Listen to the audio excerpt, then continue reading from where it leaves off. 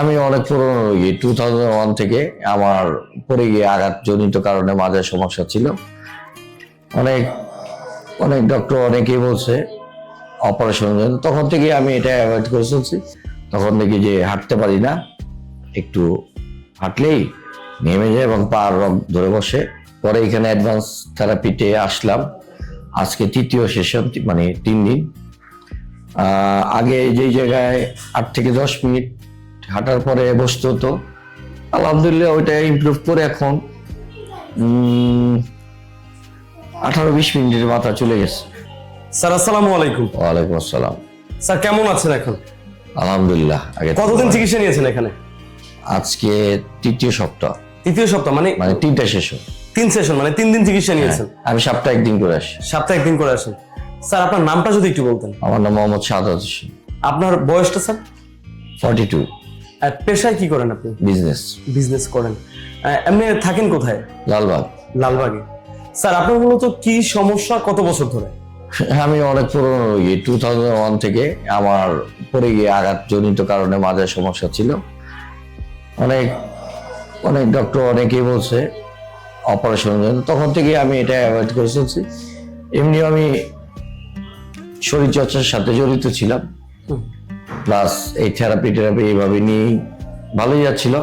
Recent একটু একটা অ্যাক্সিডেন্টের কারণে আমার চাচা মারা যায়, সেই সময় তার লাশটা কাঁধে নেওয়াতে আবার ওই আঘাতজনিত কারণে আবার ডিস্কের প্রবলেমটা দেখা যায়। তখন দেখি যে হাঁটতে পারি না, একটু হাঁটলেই নেমে যায় এবং পা রক ধরে বসে।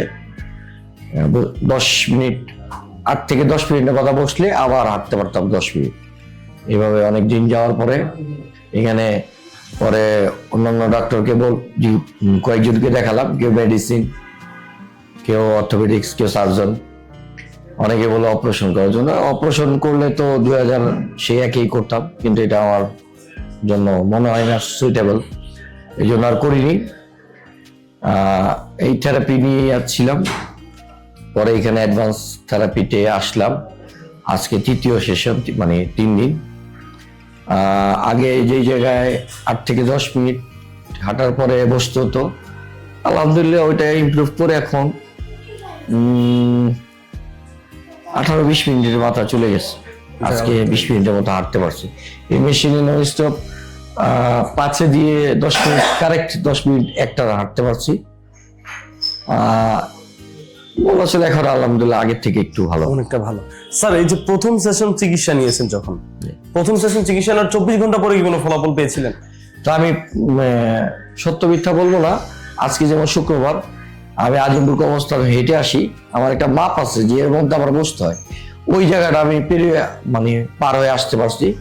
ইভেন আজিমপুর থেকে নিউ মার্কেট পর্যন্ত কবরস্থান দিয়ে একটানা হেঁটে আসতে পারছি। ওটা পার হতে 17-18 মিনিট লাগে, আমার বসতে হয়নি। স্যার এই যে এখানে যে স্যারকে আপনি দেখালেন, স্যার কি আপনার কাছ থেকে কোনো ভিজিট নিয়েছিল?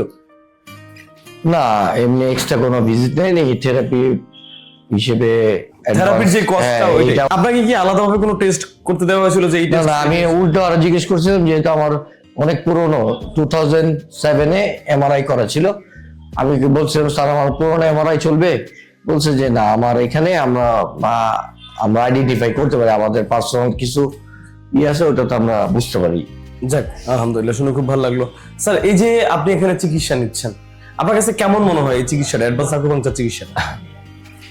আসলে এখন যদি বলেন, মানে আমি তো একেবারে অক্ষম ছিলাম না, চলাফেরা করতে পারতাম, 45% আমি পারতাম।